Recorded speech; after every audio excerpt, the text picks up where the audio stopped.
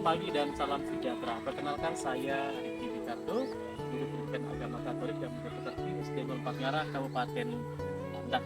Sekali lagi juga mahasiswa PPG dalam jabatan Guru Agama Katolik tahun 2023 Sertifikat 1 Asisi Semarang.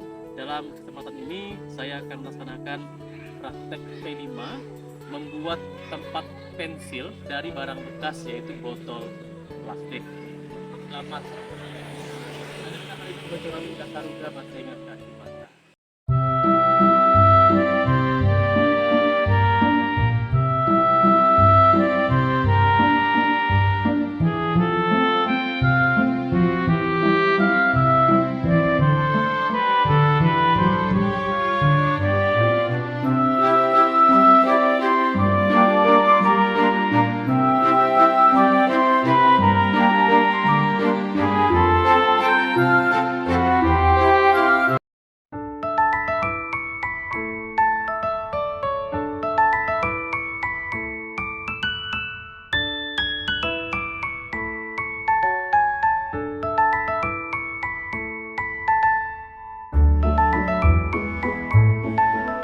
Selamat pagi.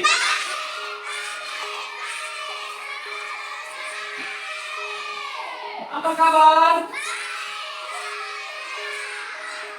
Baik, terima kasih. Kita beri tepuk tangan untuk kita semua yang hadir pada hari ini. Anak-anak, apakah kalian hari ini semua? Masuk semua?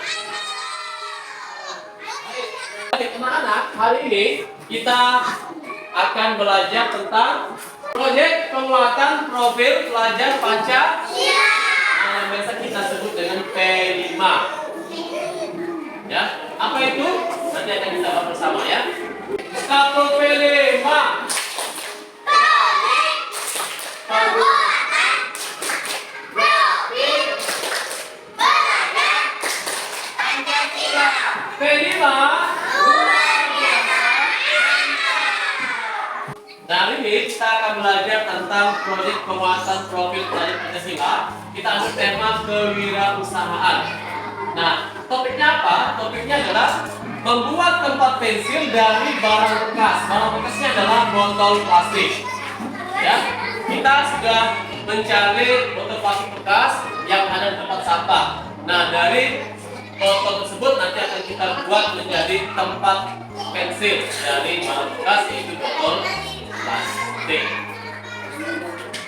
Baik, mari kita berdoa terlebih dahulu. Kita berdoa terlebih dahulu, kita ambil sikap doa. Ambil sikap doa. Dalam nama Bapa dan Putra dan Roh Kudus. Amin. Dalam nama Bapa dan Putra dan Roh Kudus. Amin.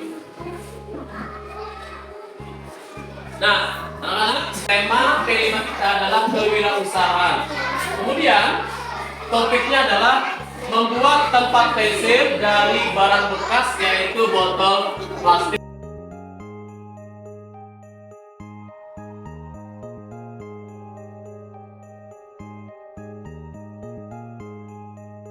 Nah, anak-anak, membuat tempat pensil dari barang bekas botol plastik.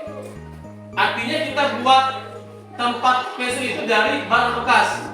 Barang bekas itu bisa disebut juga sampah. Apa sih bahayanya sampah? Ada yang tahu?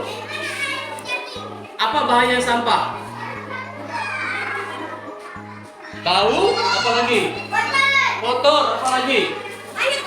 Banyak kuman. Apa lagi? Apa lagi? Kotor ya. Banyak kuman, bau. Ada cacing. Apa lagi?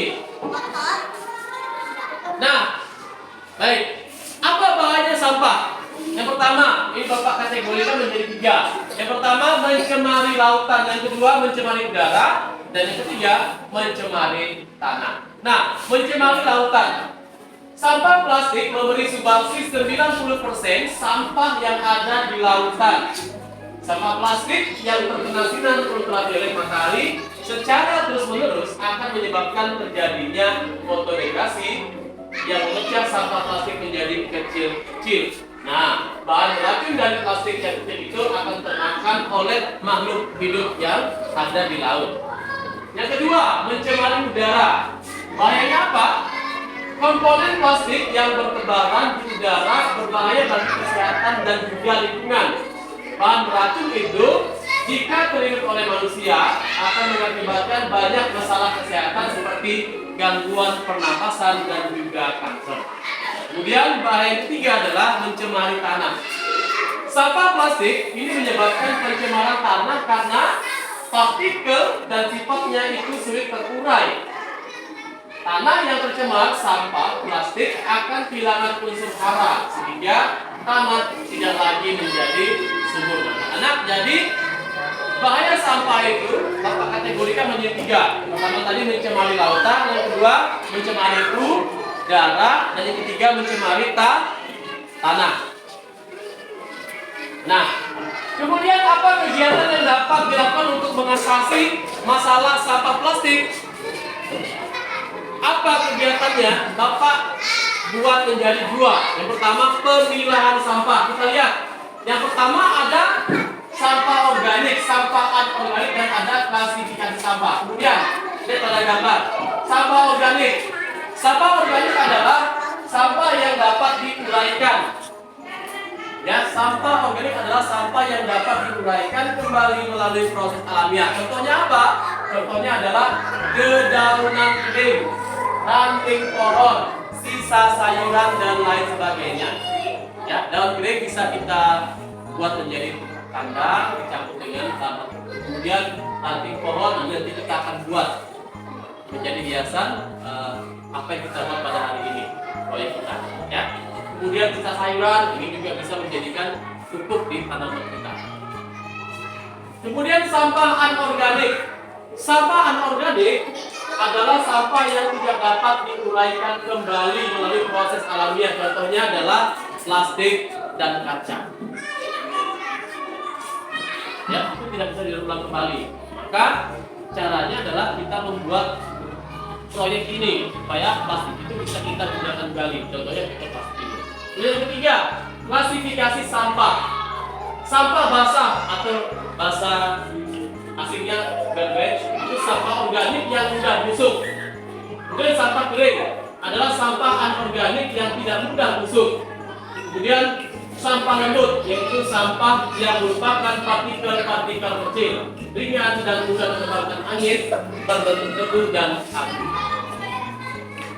Nah, kemudian yang kedua, kegiatan yang dapat dilakukan untuk mengatasi masalah sampah plastik.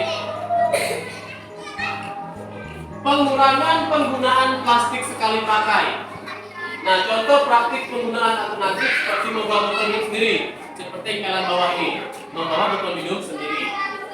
Ya, kemudian membawa tas belanja kain dan menghindari penggunaan sedotan plastik atau pipet yang lihat, yang pertama, memilih produk ramah lingkungan. Memilih produk yang ramah lingkungan dengan menghindari pembelian produk yang terlalu banyak dikemas dengan plastik. Memilih produk dengan kemasan yang dapat didaur ulang atau menggunakan bahan alternatif yang ramah lingkungan. Yang kedua, daur ulang kreatif. Ini menggunakan kreativitas dengan mendaur ulang sampah plastik menjadi barang-barang yang berguna, misalnya membuat kerajinan tangan dari botol plastik bekas seperti pot tanaman, tempat penyimpanan, atau mainan. Nah, ini cara kita untuk mengatasi sampah plastik yang ada di lingkungan sekolah kita ini. Kita lihat. Nah, proyek kita adalah ini, membuat tempat pensil dari barang bekas botol plastik. Kalau perhatikan, lihat alat dan bahannya. Yang pertama, botol plastik bekas yang sudah ada dalam kalian. Kemudian ada gunting. Kemudian ada lem yang lilin ya. Kemudian yang cutter. Kemudian yang berikutnya lilin. Dan yang terakhir kertas atau ranting kayu. Ini bahan-bahannya ya. Botol plastik, gunting, ada lem lilin, ada cutter, ada lilin dan kertas serta ranting kayu. Itu bahan-bahan untuk kita membuat tempat pensil dari barang bekas botol plastik. Lalu bagaimana proses pembuatannya. Tolong perhatikan ya. Tolong perhatikan proses pembuatannya. Nanti setelah ini kita akan masuk dalam kelompok masing-masing. Yang pertama, langkah pertama, botol bekas dipotong sesuai dengan keinginan.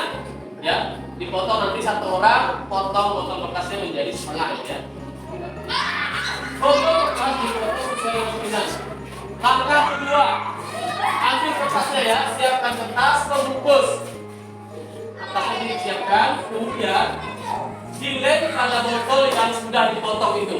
Nanti dikelilingi, dilem ya, kertasnya dipotong itu. Langkah ketiga, kemudian siapkan lilin dan lem serta ranting kayu.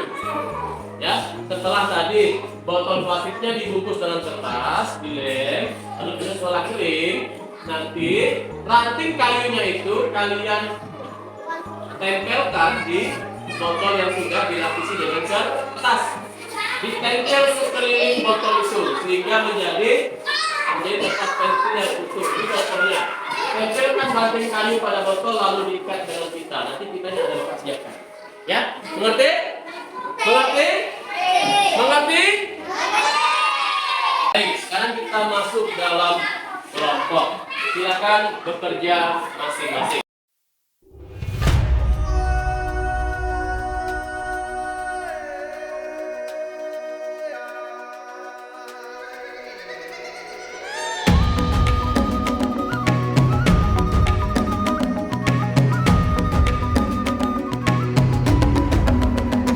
Bangun dan bukalah matamu, saatnya meraih mimpimu. Para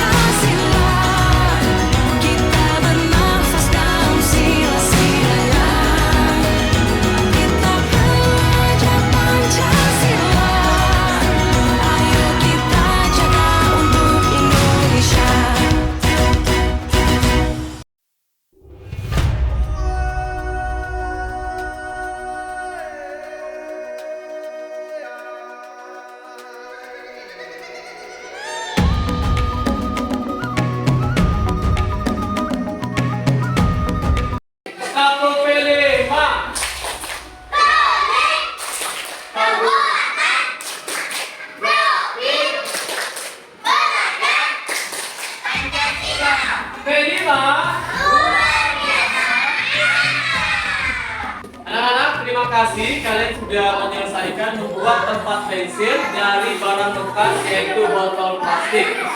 Ya, kalian sudah membuat dengan ciri khas kelompoknya masing-masing. Sekali lagi, Bapak ucapkan terima kasih. Nanti tempat pensil ini boleh kalian buat di rumah. Contohnya sudah ada ya. Anak-anak, terima kasih kalian sudah membuat tempat pensil dari barang bekas yaitu plastik di kelompoknya masing-masing. Nah, nanti tempat pensil itu nanti bisa kalian buat kembali di rumah. Bisa dengan abangnya, dengan kakaknya, atau dengan orang tuanya. Bahan-bahannya sudah tahu ya. Botol plastik bekas, kemudian gunting, lem, lilin, apalagi kertas dan juga ranting kayu. Jadi kalian tidak mesti harus membeli tempat pensil di pasar. Kalian juga bisa membuat sendiri tempat pensil dari barang bekas yang ada di lingkungan sekitar kita. Kalau sekarang di sekolah, nanti kalau kalian pulang bisa cari barang bekasnya di sekitar rumah kalian.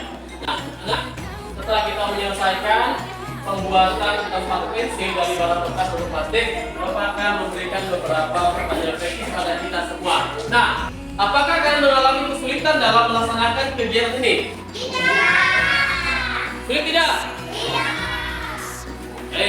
Apakah kalian senang melakukan kegiatan ini baik secara pribadi maupun kelompok? Senang tidak? Nah, kalau senang, nanti di rumah boleh buat ini ya. Kemudian yang terakhir, apakah kalian senang dan puas dengan hasil yang telah kalian buat? Senang tidak dengan kerjaan masing-masing? Senang tidak? Pekerjaan kalian kasih indikator. Selain itu ya. Nah, adapun menjadi kesimpulan dari proyek P5 kita pada hari ini adalah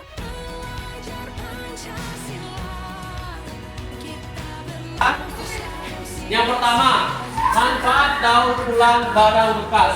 Nah, membuat tempat pensil dari botol plastik ini menunjukkan manfaat yang positif. Daur ulang barang bekas, mengurangi limbah dan juga memberikan nilai yang baru pada barang yang sebelumnya kita anggap sampah. Kemudian, yang kedua, pentingnya kreativitas dan juga edukasi lingkungan. Nah, kegiatan proyek ini mengedukasi tentang pentingnya kreativitas dan juga lingkungan. Selain mengurangi limbah, membuat tempat pensil dari botol plastik memberikan keterampilan praktis dan juga memupuk kesadaran akan pelestarian lingkungan, terutama di lingkungan sekolah kita. Yang terakhir, keterlibatan dalam aksi lingkungan. Nah, proses membuat tempat pensil sederhana ini melibatkan individu yaitu kalian dalam aksi konkret atau aksi nyata untuk pelestarian lingkungan sehari-hari terutama di sekolah kita.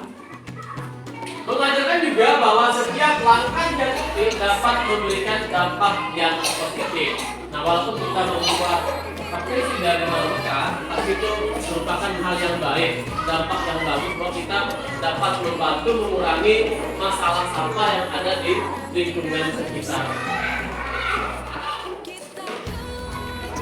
Nah, selesai ya. Jadi terima kasih anak-anak.